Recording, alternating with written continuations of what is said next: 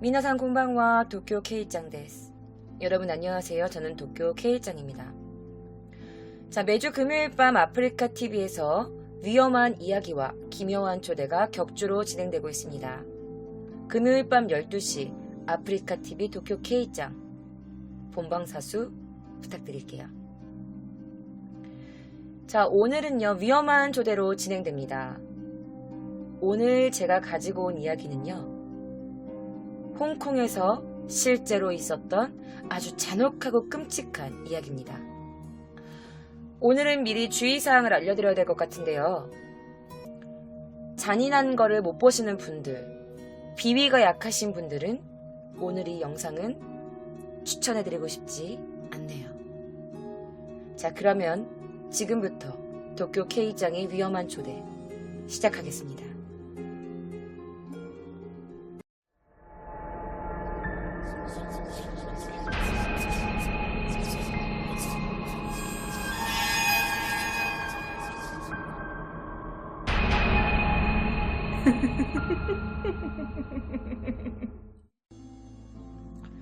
자, 오늘 위험한 초대는요, 저 도쿄 K짱이 지금까지 시도하지 않았던 방법으로 진행됩니다. 오늘 저 도쿄 K짱은요, 여러분들께 영화 한 편을 소개해드리고자 합니다.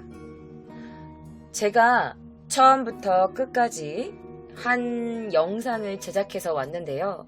이 영화에 관련된 내용들을 제가 이불이 아닌 영상으로 여러분들께 보여드리고자 합니다.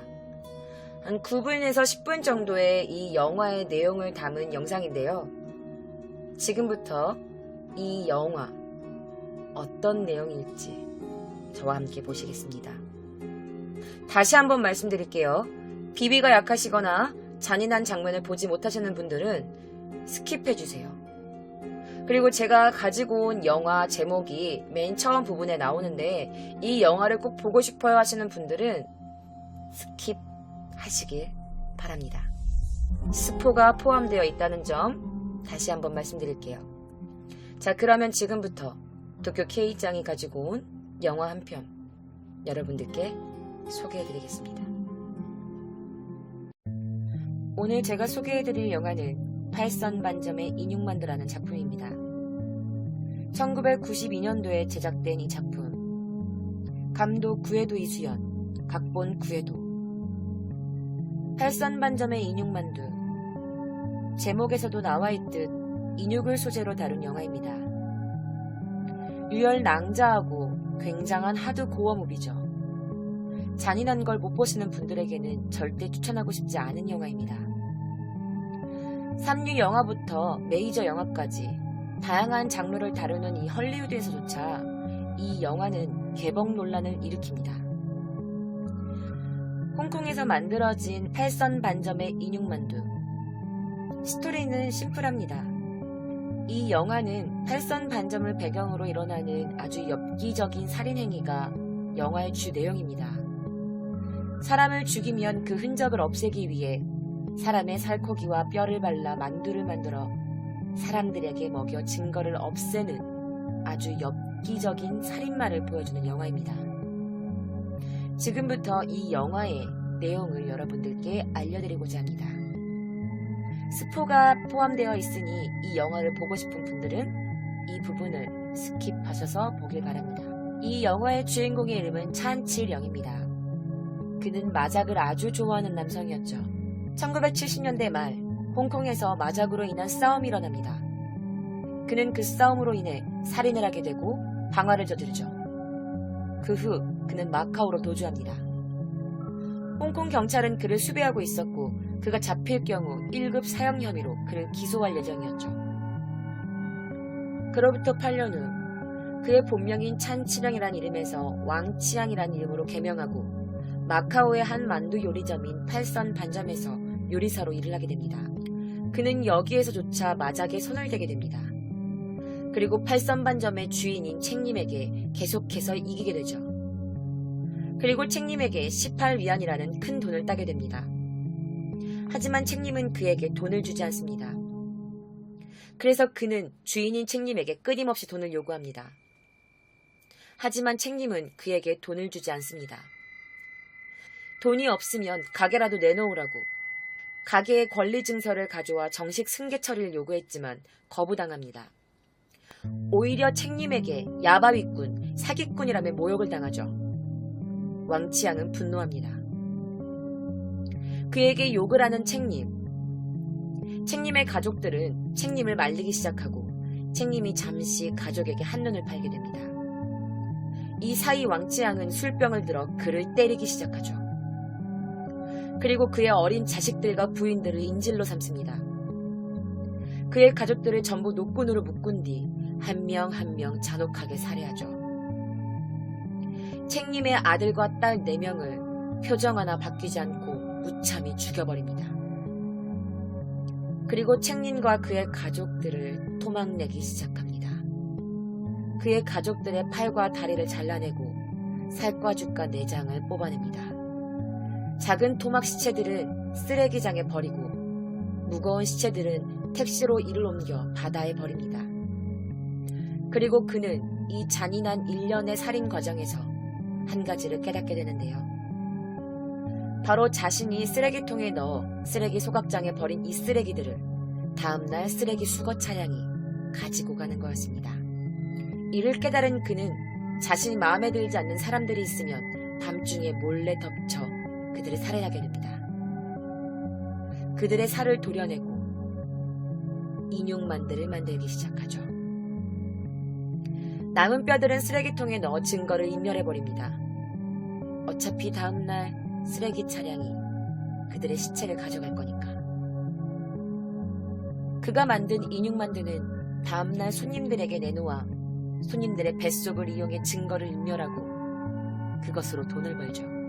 서서히 주변 사람들이 가게 주인인 책님에 대해서 묻기 시작합니다. 그러자 그는 책님이 자신의 고향으로 내려갔다고 얼머무리기 시작하죠.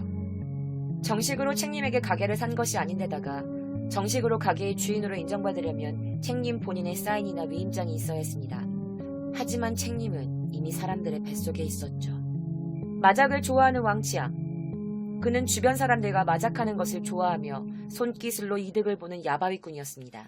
자신의 비위를 건드는 사람들은 용서하지 않는 왕치양. 어느 날 한 명의 점원이 그의 비위를 건들고 맙니다. 자신의 비위를 상하게 만든 점원을 노려보는 왕치양. 결국 이 점원은 그날 밤 왕치양에게 살해당하고 인육만두의 재료가 되죠. 그의 살해 방법은 다양했습니다. 국자로 후려내려쳐 살해하거나 살아있는 사람의 볼살을 뜯어먹습니다.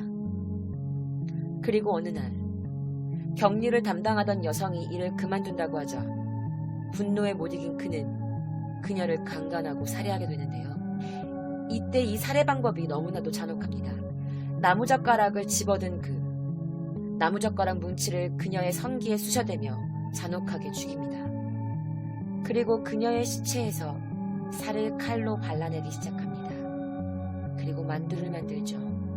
발라낸 살들은 만두소로 만들고 내장들은 국물을 우려내어 스프로 만듭니다. 만두소로 만들지 못하는 부위, 뼈 등을 모아 쓰레기통에 버리는 왕치양. 이윽고 새벽이 되자 쓰레기 차량이 이 쓰레기를 수거해갑니다. 직원 구함, 점원과 격리 모두를 살해한 뒤 그는 당당하게 새 직원을 구합니다. 이때 경찰들이 등장하기 시작하는데요. 마카오의 경찰인 그들은 여자를 밝히며 놀기만 하고 시체를 제대로 다루지 못하는 무능하고 게으른 경찰로 나옵니다. 해안가에서 발견된 썩은 팔과 다리를 발견하게 됩니다. 한편 해안가에서 발견된 썩은 팔과 다리. 이 팔다리의 주인, 그는 바로 팔선반점을 운영했던 책님이라는 사실을 알게 됩니다. 경찰들은 유력한 용의자 왕치양을 조사하게 되었고 경찰들의 낌새를 눈치챈 왕치양이 몰래 중국으로 도망치려 합니다. 그러자 그를 붙잡아 그에게 온갖 구타와 갖은 고문으로 자백을 하게 하려고 합니다. 극중 수사반장 역할이었던 리. 감독인 이수연이 이 역할을 맡았는데 극중 그의 모습은 여자를 밝히고 경찰서에 창녀를 데려오나 범죄 수사를 할 때는 이에만 집중해서 머리 나쁜 부하들을 이끌고 사건의 진실에 접근하는 경찰입니다. 왕치양의 가게로 찾아와 책님에 대해 물어보는 경찰들. 그들은 그의 가게에서 만두를 먹기 시작합니다. 그들은 자신들이 먹고 있는 것이 인육이라는 사실도 모른 채 맛있어하며 경찰서까지 싸갑니다. 그리고 경찰서에서도 다른 경찰들과 함께 이 인육만두를 아주 맛있게 먹죠. 왕치앙을 구속한 후 자백하라면서 구타하는 경찰들. 하지만 끝까지 입을 열지 않는 왕치앙. 그는 경찰들이 잠시 느슨한 틈을 타 기자진들 앞에서 옷을 벗어 자신이 구타받았음을 폭로하며 경찰들의 행태를 고발했습니다. 이에 신문사들은 폭력 경찰에 대한 비판 기사를 내었으며 경찰들은 그에 대한 구타를 멈출 수밖에 없었습니다. 경찰들은 이에 왕치앙을 감옥에 넣어버립니다. 이 감옥에는 살인 혐의로 기소된 챙님의 형, 챙푼이 있었습니다. 경찰들은 그에게 자신들을 대신해서 왕치앙을 구타해줄 것을 요구했습니다. 경찰들은 자신들이 구타하지 않으면 아무 문제가 없다고 여겨 이렇게 한 것이죠. 하지만 왕치앙도 만만치 않았습니다. 손목을 쇠붙이로 베어내고 정맥을 물어뜯기 시작합니다. 그는 이 감옥에서 벗어나기 위해 이런 독한 수단을 선택하였고 중상을 입은 그는 병원으로 옮겨지죠. 하지만 병원으로 옮겨진 뒤에도 경찰들의 고문은 끝나지 않습니다. 바로 왕치앙에게 잠을 재우지 않는 고문이었습니다. 끝까지 입을 열지 않던 왕치앙도 잠을 재우지 않던 경찰들에게 결국 항복하게 됩니다. 그리고 시체들로 만두를 만들었다는 사실을 밝힙니다. 경찰들은 자신들이 먹었던 만두가 인육만두였다는 것을 알게 되고 구토를 하기 시작합니다. 망가지지 않는 경찰이었던 리만이 이 인육만두를 먹지 않았다는 것에 안도하며 나는 먹지 않아서 다행이야 라는 말을 내뱉으며 구토하는 부하들을 쳐다봅니다. 그는 결국 법원에 기소됩니다. 자신이 법원에 기소됐다는 말을 듣자 자신은 기소되지 않을 거라면서 캔 꼭지를 이용해 감옥에서 손목을 그어 자살합니다. 그는 법원에 서는 것보다는 죽는 것을 택했습니다. 자, 여러분 어떠셨나요? 제가 준비한 영화 스토리 괜찮으셨나요? 이거 컨텐츠를 한번 만들어 볼까요? 저는 사실 이 영화를 봤습니다. 몇 년 전에 본 기억이 나요. 여러분들도 아시는 분은 아시다시피 저는 뭐 연애물이나 사랑물보다는 약간 호러, 뭐 귀신, 공포, 고어물들을 굉장히 좋아해요. 그래서 이 인육만두라는 영화가 나왔다고 했을 때 뭐야 라면서 그냥 재미삼아 한번 봤었는데 96분 동안 정말 피가 난자하는 그런 영화입니다. 그런데 단지 사륙 장면만을 보여주기 위해서 만든 영화치고는 뭐 그렇게까지 엉망진창인 영화는 아니었어요. 왜냐면 배우들의 연기가 굉장히 볼만했습니다. 자, 이쯤 되면은 이 83반점의 인육만두라는 이 영화를 만든 사람이 누구일지 여러분들이 좀 궁금해하실 것 같아서 이 감독의 사진을 가지고 와봤습니다. 자, 바로 이 감독입니다. 이 감독의 이름은요, 허먼여우라는 감독이에요. 한국말로 하면은 구예만이라는 감독인데요. 이 영화로 인해서 그가 가히 전설, 고어물의 레전드로 약간 칭송받게 되는 고어물의 레전드라고 칭송받게 됐다고 합니다. 전 세계의 컬트광들에게 부각시킨 이 영화. 자, 한 남자의 연쇄살인 행각을 아주 잔인하고 엽기적으로 표현한 영화인데요. 그리고 주인공이었던 이 황추생에게도 배우로서 또다시 새로운 전성기를 열어준 작품이기도 합니다. 자, 그런데 여러분들, 아까 처음에도 말씀드렸지만 이 헐리우드, 이 미국에서도 이 영화를 받지 않았어. 뭐 삼류 완전 좀 잔인한 고어물부터 메이저 영화까지 다양한 장르를 다루는 이 미국에서조차 왜 이 영화를 받아들이지 않았던 걸까요? 그 이유는 바로 유아살인 내용이 들어가 있기 때문입니다. 사실은 고어물이라고 하면 뭐 피가 난자하고 막 팔 잘리고 뭐 귀 잘리고 막 목 잘리고 막 이런 영화라는 건 여러분들도 알고 계실 거예요. 그러면 헐리우드에서도 분명히 미국에서도 분명히 그런 고어물들이 나왔을 텐데 왜 하필 팔선반점의 인육만두만은 안 됐었나? 왜냐면 이 영화에는 여러분 보시다시피 이렇게 10살도 채 안 되었을 만한 이런 아이들을 죽이는 장면이 들어가 있어요. 아이의 목을 잘라서 아이의 목이 굴러다니는 장면도 있고요. 그리고 아이의 목에 그 깨진 병으로 목을 확 찌르는 장면도 여과 없이 다 나와요. 그래서 바로 이것이 문제가 되었습니다. 자, 할리우드 B급 영화에서도 주로 희생을 당하는 건 어른들이잖아요. 그런데 어린 유아들을 가지고 이런 잔인한 장면을 묘사한 이런 작품은 솔직히 미국에서도 극히 드물었대요. 그리고 1992년도 작품임에도 불구하고 성기 노출이 돼요. 그 죽은 여성 있죠. 이 남자 주인공이 죽인 그 격리 여성이 강간을 당하면서 막 이렇게 몸부림치는 장면에 여성의 성기가 그냥 그대로 노출돼요. 그리고 이 영화에서는 뭐 팔 잘리고 목 잘리고 뭐 내장 꺼내고 막 이러는 거는 뭐 기본이고, 그리고 강간당하는 여성의 음부에다가 나무젓가락을 이렇게 다 짚고 이거를 막 쑤셔넣는 장면도 나와. 그리고 갈비뼈를 막 이렇게 다 내장을 드러내가지고 내장을 꺼내서 뜨거운 물에 다 삶는 이런 장면도 나와요. 그래서 뭐 영화를 정말 뭐 윤리적인 면으로 보자면 사람들한테 그렇게 좋은 영향을 끼치지는 못할 거라는 거 여러분도 충분히 이해하실 거라고 생각됩니다. 저는 사실 고어물을 굉장히 좋아해요. 그래서 제가 예전 기묘한 이야기에 올렸던 그런 뭐 기니어피그 같은 그 시리즈도 거의 다 봤고요. 뭐 태국, 뭐 전 세계의 고어물을 여러 가지 봤었는데, 사실 저도 이거를 봤을 때 굳이 이 아이들을 죽이는 장면까지 굳이 이게 넣었어야 했나라는 생각이 들 정도로 조금 너무 대놓고 아이들을 살해하는 장면이 나와요. 그래서 이 영화를 만들고 이 감독이 가장 많이 받은 질문이 바로 그 장면이래요. 어린 아이들과 어떻게 촬영을 했는지. 사실은 아이들은 따로 촬영을 하거나 아니면 나중에 뭐 합성시킨 거라고 해요. 그리고 아이들한테는 이 상황에 대해서 설명하지 않고 무조건 울어라고 해서 아이들을 그냥 울도록 연기를 시켰다고 합니다.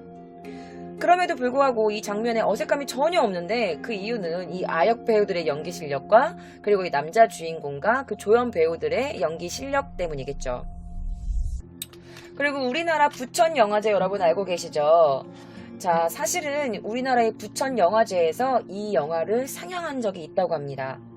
사실 이 영화를 처음에 우리나라로 들여올 때 저작권 분쟁으로 인해서 상영이 어려울 뻔했었는데 많은 우여곡절 끝에 결국에는 부천영화제에서 이 영화를 상영했대요. 그리고 삭제 장면이 전혀 없이 완전판으로 상영했다고 합니다. 사실은 부천영화제 이전에 다른 아시아권 영화제에서도 이 영화를 받아들이지 않았대. 이미 상영이 취소됐었대. 그런데 완전 무삭제판으로 이렇게 상영을 한 거는 부천영화제가 아시아에서는 처음이라고 합니다. 사실 이 영화에는요, 뭐 고어적인 막 이렇게 피 터지고 막 이러는 그런 뭐 희열 쾌감을 보여주기보다는 약간 좀 홍콩의 부패한 경찰들의 모습, 그리고 기본적인 사회 문제 이런 것들을 좀 밑바탕에 깔고 있습니다. 그리고 제가 여러분들께 조금 보여드릴 장면이 하나 있습니다. 바로 이 장면인데요. 자, 이거는요, 사실은 이 영화 내에서 또 역겨운 부분이 하나가 있어. 뭐냐면, 소변을 마시는 장면이에요. 그래서 이런 장면 등이 좀 거북함을 주기도 하는데, 사실은 여러분, 이 남자 있죠? 이 옆에 있는 이 남자.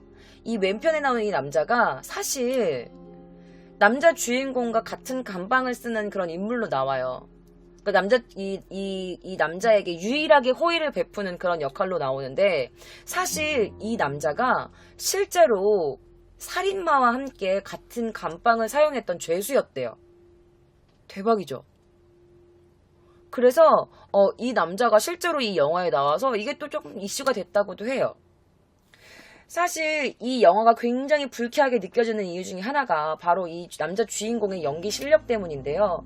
영화가 매우 잔인하고 매우 불쾌하고 진짜 사람같이 안 보여요. 이 남자가. 연기인데도 불구하고. 자, 또 다른 배우를 제가 여러분들께 조금 소개시켜 드려야 될 것 같습니다. 바로 이 남자인데요.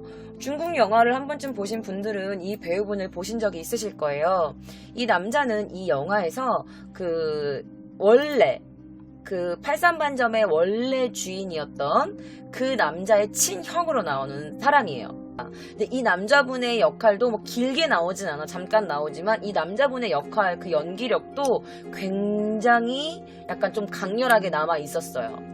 사실 여기서는 소변이 몇 번 나와요. 소변을 마신다든지 아니면 이 남자가 자신과 같이 함께 일하고 있었던 식당 종업원이었던 아만이라는 그 캐릭터를 살해하고 나서 이 손에 묻은 피를 오줌으로 씻어내는 장면이 등장하거든요. 그런데 사실 이 소변이라는 이 매개체라고 해야 되나? 이게 이 감독이 좀 많이 쓴 이유가 있었던 거예요. 그거는 또 일본에 사는 제가 또 설명을 해드려야 될 것 같습니다. 자, 이거 일본 영화인데요. 이마무라 쇼헤이 감독의 1979년 작품 복수는 나의 것이라는 영화입니다. 자, 근데 이 영화를 만든 감독이 사실 이 이마무라 쇼헤이 감독의 약간 조금 팬이었나봐요. 그래서 그 감독에 대한 오마주를 바친 거라고 하면서 이 소변 장면을 일부러 넣었다고 해요. 그리고 이 복수는 나의 것에서도 주인공이 살인을 저지르고 도망가다가 이 손에 묻은 피를 오줌으로 소변으로 이렇게 씻어내는 장면이 있었거든. 그 장면을 똑같이 이 인육만두 영화에도 넣은 거라고 합니다.